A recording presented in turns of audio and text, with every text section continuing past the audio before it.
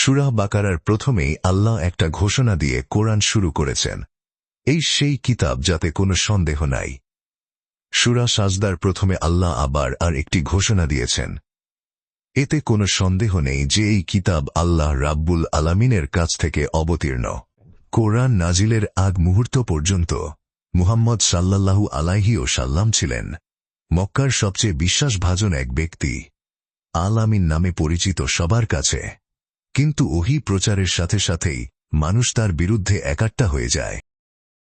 কোরআন যে আল্লাহর বাণী এটা তারা মানতেই চায় না। বিভিন্ন অপপ্রচার শুরু করে তারা। কোরআন মুহাম্মদ নিজে লিখেছেন, বাইরের কেউ এসে তাকে শিক্ষা দিচ্ছে। ইহুদি খ্রিস্টানদের কিতাব নকল করছেন তিনি এক জাদুগ্রস্ত ভূতে পাওয়া কবি। ইত্যাকার নানা অপবাদে তাকে জর্জরিত করা হয়।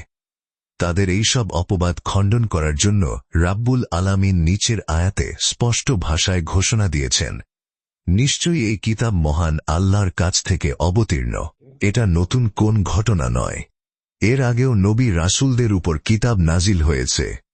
আল্লাহ তাদের কাছে চ্যালেঞ্জ ছুড়ে দিয়েছেন, তোমরা যদি মনে করো কোরআন মানুষের রচনা, তবে এরকম একটি সূরা রচনা করে নিয়ে আসো।